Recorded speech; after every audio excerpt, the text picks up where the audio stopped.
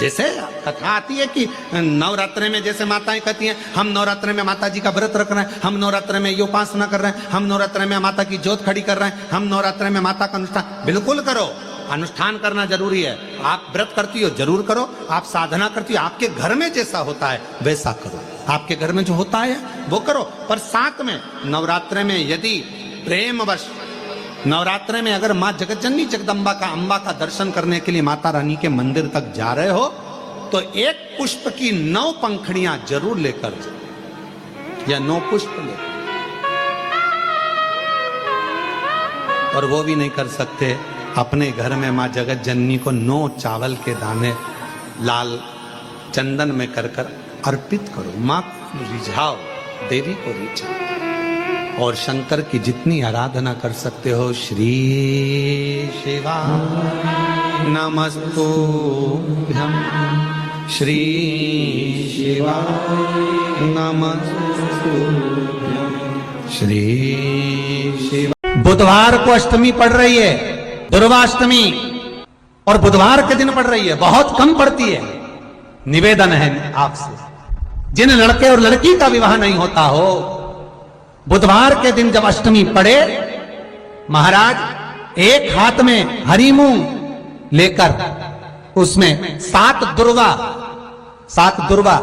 हाथ में लेकर चंद्रमा के ऊपर से छत पर जाकर 7 बार उतार कर जो गणेश जी के मंदिर में विवाह की कामना कर कर चढ़ा देते हैं, शास्त्र कहता है उसका विवाह 4 महीने के अंदर पक्का हो जाता है। महाराज 4 से ज्यादा 6 महीना लगेगा और विवाह पक्का हो जाए। जिन लड़का लड़की का विवाह नहीं हो रहा, बालचंद्र का स्मरण करें, गणेश चंद्र का स्मरण। बुधवार के दिन, अष्टमी तिथि के दिन, ये दुर्वा जो मुझे देगा वो वैभव प्राप्त करेगा, जो दुर्वा मुझे समर्पित करेगा उसके जीवन में रोग दूर हटेगा। शंकर भगवान कहते हैं गणेश, ये दुर्वा बुधवार के दिन, अष्टमी तिथि के दिन, जो अष्टमी बुधवार इस बार पड़ रहा है, उस दिन समर्पित। गणेश जी महाराज ने कश्यप ऋषि, बुधवार के दिन अगर अष्टमी पड़ जाए, ऐसी कोई बीमारी नहीं जिसका इलाज ना हो पाए, ना करिए।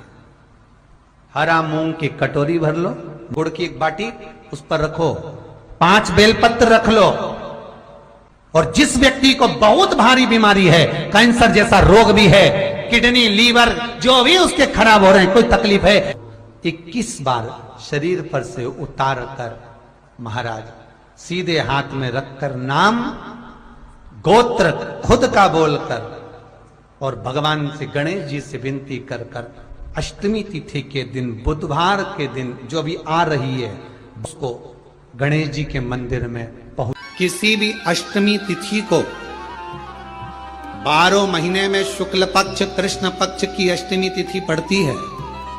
यदि किसी भी अष्टमी तिथि को अगर किसी ने नियम बनाया 5 अष्टमी का, 8 अष्टमी का, 7 अष्टमी का, एक कनेर का पुष्प शिवजी के शिवलिंग को समर्पित करना, अशोक सुंदरी के स्पर्श करना, और जो जलाधारी होती है, जैसे ये शिवलिंग है, ये जलाधारी है, तो पहले शिवलिंग पर स्पर्श, फिर अशोक सुंदरी का स्पर्श, फिर जलाधारी पर कनेर का पुष्प शिव जी की ओर मुख कर कर, अर्थात जैसे मानो ये कनेर का पुष्प है, तो ऐसा शिवलिंग का स्पर्श करते हुए जलाधारी पर जो समर्पित करता है, भगवान शंकर उसके मन की कामना को पूर्ण जरूर करते हैं। एक कनेर का ये उसको गणेश जी के मंदिर में पहुंच।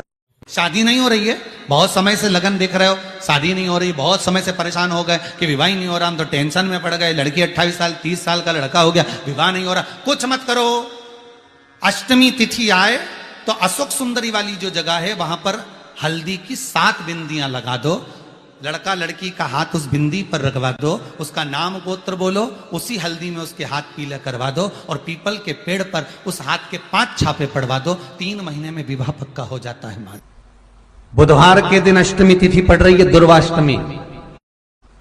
जिसके घर में शांति ही ना रहती हो, सुख ही नहीं है,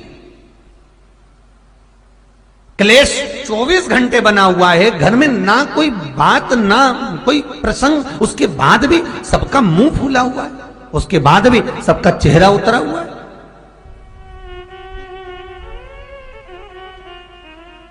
जिस घर में सुख और शांति ये दोनों चीजें नहीं हैं, वो निवेदन है लाल वस्त्र में लाल फूल रखकर उसमें थोड़ा धना, धना जानते हो, वो खड़ा धना आता है, धना पाउडर नहीं, धना, हरा धना, और 5 गोल सुपारी,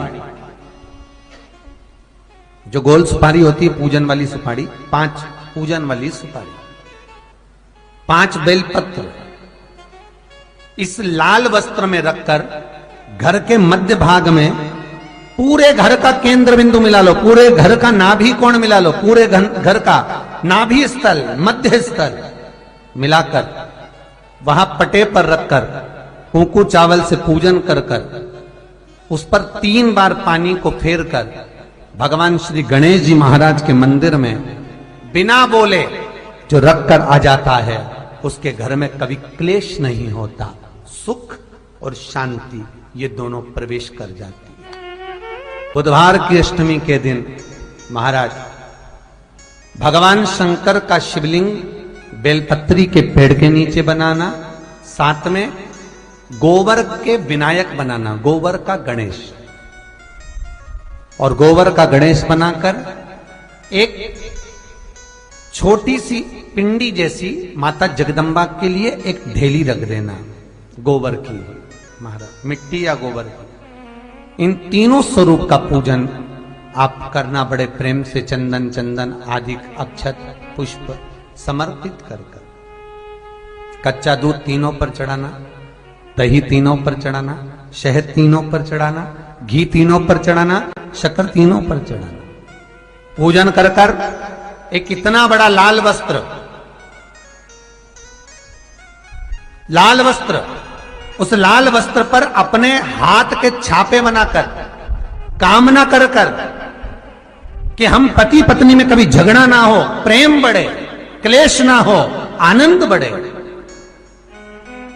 छापे लगाकर उस वस्त्र से उन मूर्तियों को ढाक देना। पूजन कर घी का दिया लगाकर ढाक दीजिए।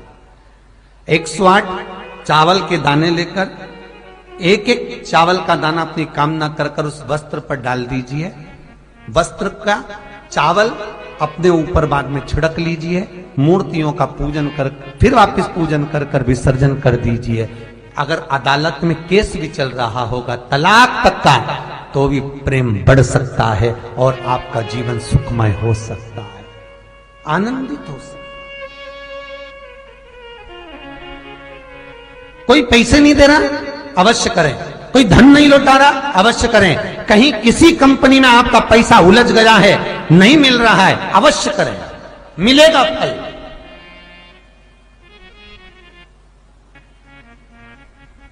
लाखों रुपए डूब रहे हैं, एक बार करने में क्या जाता है, निकल आएगा पैसा।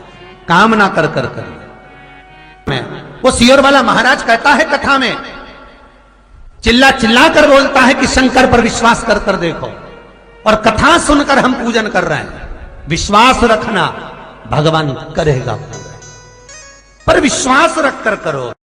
आपको लगे ऐसा कि व्यापार बहुत अच्छा चल रहा था और एकदम बंद सा हो गया, फैक्ट्री चल रही थी एकदम बंद सी हो गई, मेरा व्यापार ही नहीं बढ़ रहा, तो प्रयास करना, तांबे के कलश में जल लीजिएगा, बेलपत्री नीचे हाथ में रखिएगा, तांबे के कलश को उसके ऊपर रखिएगा, तांबे के कलश को उसके ऊपर रखिएगा। महाराज उल्टा हाथ उस तांबे के कलश पर रखिएगा, अपना नाम और गोत्र का स्मरण करिएगा। ऐसा कैसा ही पात्र लेकर जाइए, अंगूठे से और उंगलियों से पात्र को पकड़कर बेलपत्री हाथ में ही रखे रहने देना। अपनी जिस कामना से जो भी व्यापार है आपका, जो फैक्ट्री है, जो व्यवसाय है, नहीं चल रहा, या इंटरव्यू के लिए जा रहे हो नहीं हो रहा, तो जल का पात्र पकड़कर हाथ का स्पर्श कर जल श्री तुम्ब रूपेश्वर महादेव। कौन से महादेव? तुम्ब रूपेश्वर महादेव के नाम से शिव को चढ़ा दीजिए। बाद में पात्र को नीचे रखकर बेलपत्री शंकर जी पे जब चढ़ाएं तो इस डंडी के भाग को अशुक सुंदरी का स्थान होना चाहिए। चढ़ाते समय डंडी का भाग अशुक सुंदरी की ओर रख दें महाराज। झोली पसार कर प्रणाम करें, बाबा से निवेदन कर कर आए। 3 से 4 दिन लगेंगे। जो व्यापार ठप पड़ा था उसमें थोड़ी सी उन्नति होना प्रारंभ हो जाएगी। तुम रूपेश्वर महादेव भगवान शंकर आनंद की राशि हैं, शिव सुख की राशि है, आनंद देंगे। शंभो शरणे मांगू दुख दया कारी निदर। भगवान शिव ओघड़दानी त्रिकालदर्शी कैलाशी अविनाशी शंकर के चरणारविंद का रस स्वादन सुख दे। महाराज माता वृंदा देवी का सातित्व प्रबल था, कैसे मारा जाए? शंकर भगवान ने भगवान विष्णु से कहा, मैं इसका सातित्व प्रबल है इसलिए मार नहीं सकता, इसका सातित्व जब डोलेगा तो मैं इसको मार सकता हूं। तो सातित्व कैसे डोलेगा? तो भगवान विष्णु ने कहा, एक काम करता हूं, मैं जलंधर बनकर उसके घर में जाता हूं, आप जलंधर को युद्ध के मैदान में ले जाइए। आप जलंधर को युद्ध के मैदान में ले जाओ। भगवान ओघड़दानी त्रिकालदर्शी कैलाशी जलंधर को ले गए युद्ध के मैदान में। भगवान नारायण जलंधर बनकर उसके घर में प्रवेश कर गए, वृंदा के साथ रहने लगे। कितनी विचित्र कथा है, बहुत ध्यान दीजिएगा। मेरे शंकर भगवान ने भगवान नारायण से यह नहीं कहा कि आप जलंधर बनकर जाओ। मेरे शंकर भगवान ने यह नहीं कहा कि आप रूप बदल कर जाओ। मेरे शंकर भगवान ने यह नहीं कहा कि आप जाकर उसके साथ छल करो। मेरे शंकर भगवान ने केवल इतना कहा कि इसका सातित्व अगर पक्का है तो मैं इसको मार नहीं सकता। अगर सातित्व पक्का है तो मैं इसको नहीं मार सकता, मैं इसको संहार नहीं कर सकता। अब जाएं ना जाएं वो आपके ऊपर।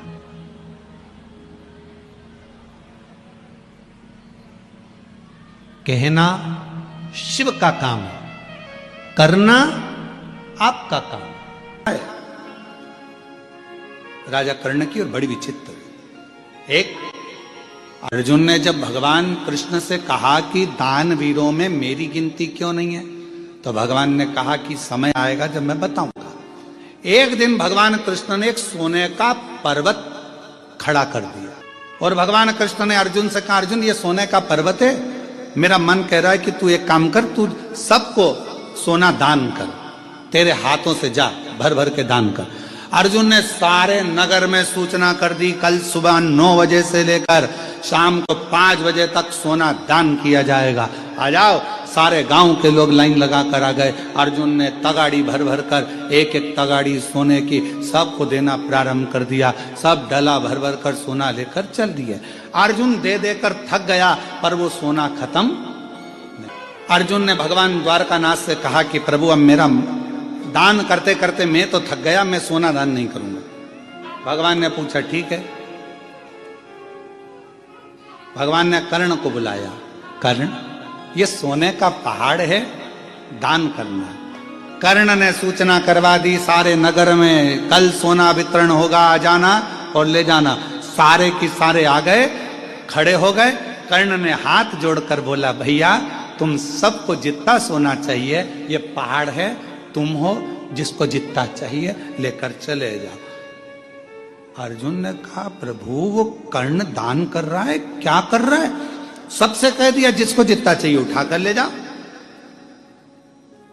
कर्ण को बुलाया भगवान ने, अर्जुन के सामने पूछा, बेटा कर्ण ये बताओ कि कर्ण तुमने ये सोने का पहाड़, तो कहा प्रभु सोने का पहाड़ मेरा था ही नहीं, तो मैं क्यों टेंशन लूं कि कितना देना है, कितना देना है, मैं क्यों टेंशन लूं? जिसका पहाड़ जो जाने। और दान करने का आपने कहा तो ये भक्त लेने वाले और आप देने वाले, तो बीच में मैं देने वाला कौन? जिसकी जितनी मर्जी हो भर के ले जाए, मेरा क्या है।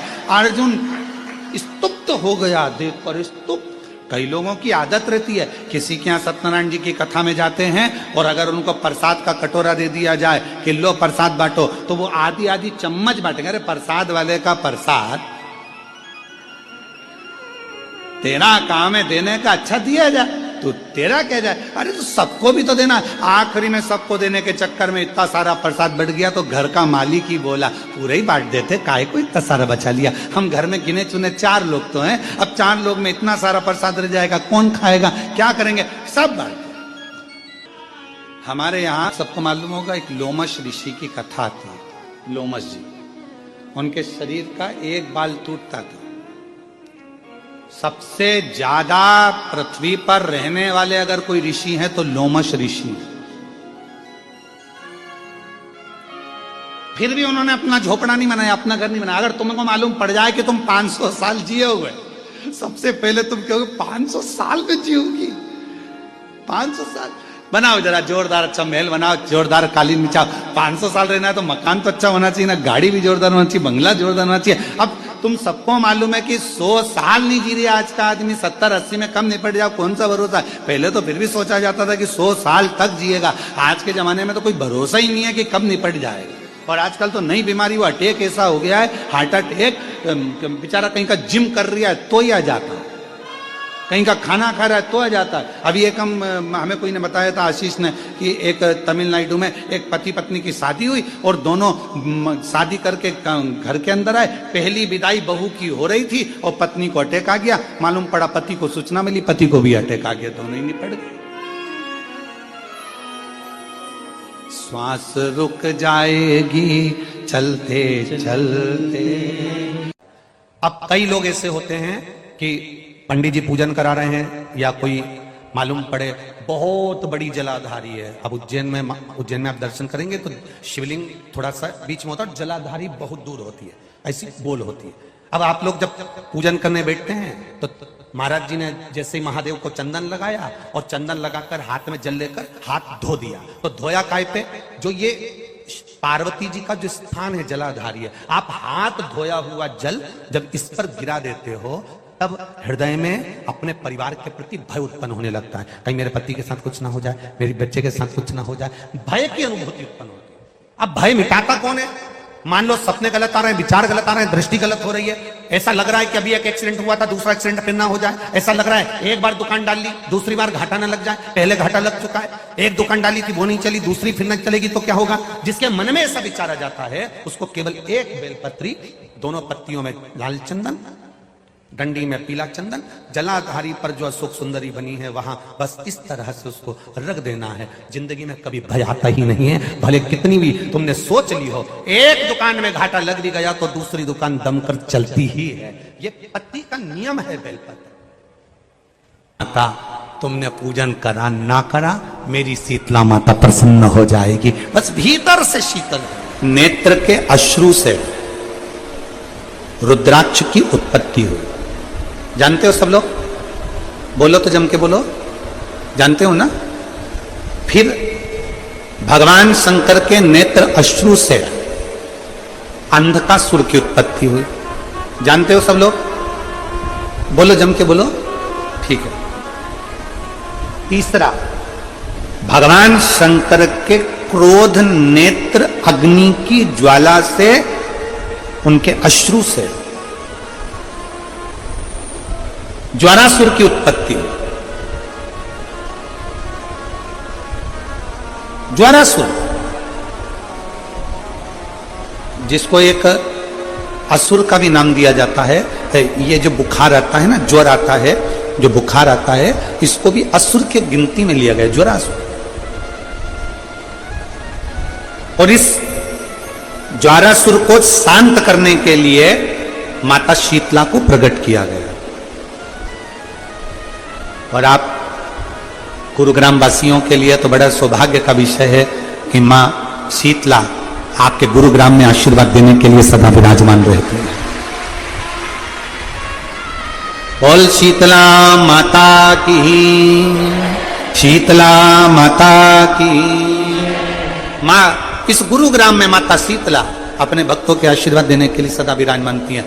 ज्वारासुर को शांत करने के लिए मां शीतला को प्रकट होना पड़ा था। का जो पूजन का विधान है, उस विधान में कोई गर्म चीज की महत्वता नहीं है क्या? कोई गर्म चीज की महत्वता?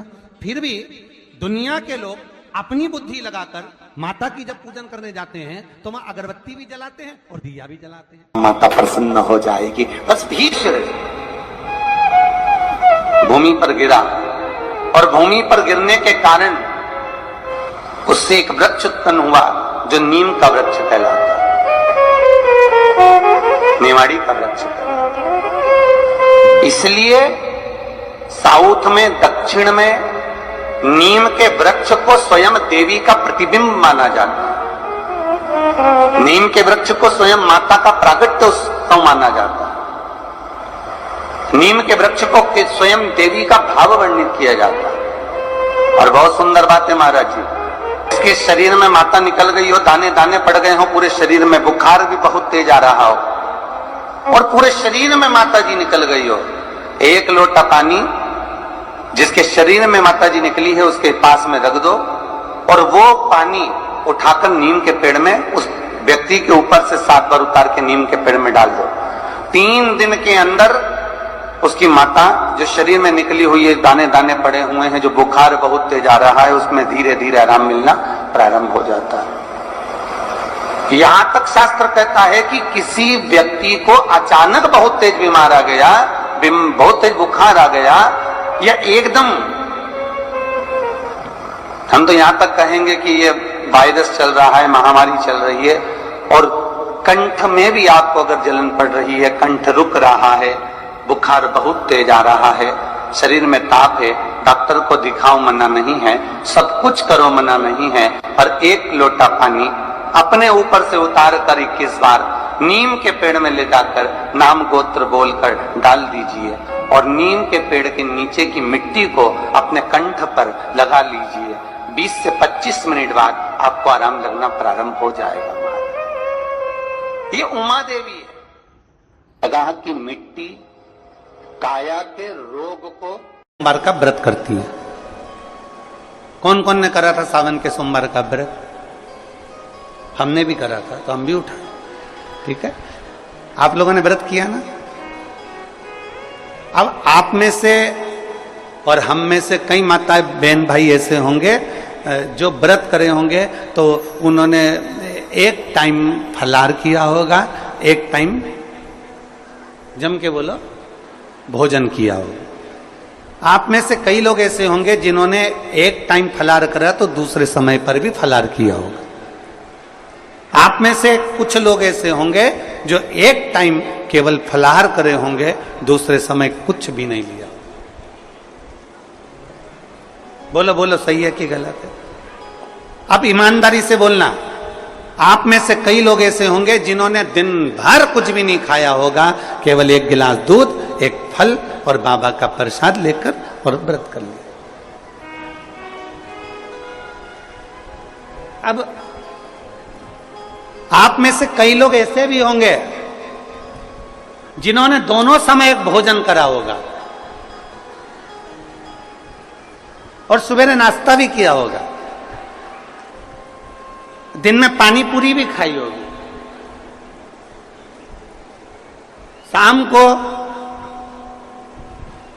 थोड़ा भगर भी, सब खाया। अब जरा बहुत बहुत गहन चिंतन वाला विषय है, जरा ध्यान दीजिएगा। एक व्रत करा, एक टाइम भोजन, एक टाइम फलाहार, एक ने व्रत करा दोनों समय फलाहार, एक ने व्रत किया कि मैं कुछ नहीं खाऊंगा, 1 फल 1 गिलास दूध, एक ने सब कुछ खाया, मतलब दिन भर भोजन कर, दिन भर भोजन कर। अब जो एक समय फलाहार कर रहा है वो भी शंकर का भगत है, जो दोनों समय फलाहार कर रहा है वो भी शिव का भगत है, जो 1 फल ले रहा है और 1 गिलास दूध ले रहा है वो भी शिव का भगत है, और जो दोनों समय भोजन कर रहा है वो भी शिव का भगत है। अब शंकर जी से पूछा जाए कि इनमें से तुम मुक्ति किसको दोगे, इनमें से तुम मोक्ष किसको दोगे, इनमें से सबसे पहले तुम किसकी सुनोगे, किसकी सुनोगे?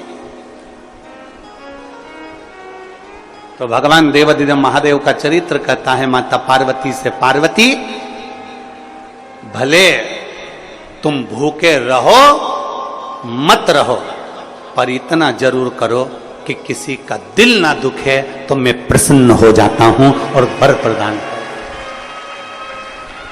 तुमने व्रत किया ना किया, तुमने साधना करी ना करी, तुमने तप किया ना किया, तुमने उपास किया ना किया, पर इतना जरूर करो कि जिस दिन तुम्हारा व्रत है, जिस दिन तुम्हारा उपास है,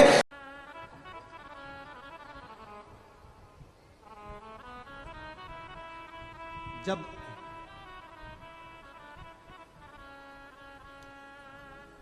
सारी दुनिया की ठोकर खा लो, सारी दुनिया के हाथ जोड़ लो, सारी दुनिया से निवेदन कर लो, और उसके बाद भी तुम्हारी दुख की घड़ी समाप्त नहीं हो, तब प्रयास करना तुम्हारे घर में कोई गमला हो, कोई पौधा लगा हो, जो भी पौधा लगा हो, हम ये नहीं कहेंगे कि वो गुलाब का है कि गेंदा का है कि शमी का है कि बेलपत्री का है, जो पौधा तुम्हारे घर में लगा, जो पौधा, एक प्रयास करना। अभी सावन चालू हुआ है, अगर तुम्हें लगता है कि मेरी दुख का समय समाप्त नहीं हो रहा, मेरी दुख की घड़ी समाप्त नहीं हो रही, तो घर में रहने वाले जितने लोग आस्था चैनल पर कथा सुन रहे हैं, जितने फेसबुक यूट्यूब पर कथा सुन रहे हैं, और जितने पुष्कर राज की इस पावन धरा पर बैठकर कथा सुन रहे हैं, उनसे निवेदन करेंगे, श्रावण 2 सावन अब की बार हैं, एक अधिक मास का भी पड़ेगा और एक श्रावण ये पड़ेगा। ये जब 2 श्रावण पड़ते हैं तो इसमें हरि और हर का मिलन होता है, हरि और हर का मिलन, क्योंकि अधिक मास जो है वो भगवान पुरुषोत्तम का है, भगवान विष्णु का, और सावन के मध्य में अगर पड़ रहा है तो देवादिदेव महादेव के साथ भगवान हरि का मिलन हुआ है, इसलिए इसको हरिहर श्रावण कहते हैं। ये 2 महीने के श्रावण में अगर मान लो एक दिन आपका निकल भी गया, 2 दिन आपके छूट भी गए, कोई दिक्कत की बात नहीं है। जो पेड़ तुम्हारे यहां लगा हो, जो पौधा तुम्हारे यहां लगा हो, जो वृक्ष तुम्हारे यहां लगा हो, जो क्यारा तुम्हारे यहां, कुंडी तुम्हारे यहां, उसी की मिट्टी को, उसी के पेड़ के नीचे, उसी पौधे के नीचे, उस मिट्टी को थोड़ा सा हाथ से उसको उठाकर एक लिंग की आकृति बना लें। उसमें जलाधारी बनाने की जरूरत नहीं, केवल लिंग की आकृति बनाकर उसी की पूजन वहीं कर कर पानी चढ़ाकर 15 से 20 मिनट बाद अपना काम करने के बाद उसी को उसी मिट्टी में विसर्जन कर दें, अपनी कामना कर कर। देवादिदेव महादेव 2 महीने के बाद क्या देगा ये वही जान सकता है। वो क्या प्रदान करेगा ये उसके ऊपर। देख लिया हमने, बहुत प्रयास कर कर देख लिया, सारी दुनिया का हमने प्रयोग कर कर देख लिया। इनसे भी पूछा, उन्होंने कहा बाथरूम इधर बना दो, वास्तु शास्त्री ने कहा ये बना दो, ज्योतिष आचार्य ने कहा ये बना दो, उन्होंने कहा ये बना दो, उन्होंने कहा वो बना दो। हमने दुनिया का काम कर कर देख लिया, हाथों की अंगूठियां बदल कर देख ली, नग आभूषण बदल कर देख लिए, सोने की दिशा बदल कर देख ली, सीढ़ियों की दिशा बदल कर देख ली। अब जब सारी दिशा बदल कर देख ली, सारा काम कर कर देख लिया, उसके बाद भी अगर हमारी ग्रह दशा नहीं सुधरे, हमने सबके दरवाजे जाकर देख लिया, देवी देवताओं के भी धोख धोख के देख लिया, पर जब भी अगर हमारी दशा ना सुधरे तो फिर कहीं मत जाना, महादेव के चरणों में जाकर बस उसकी आराधना में लग जाना, फिर वो संभाल लेगा।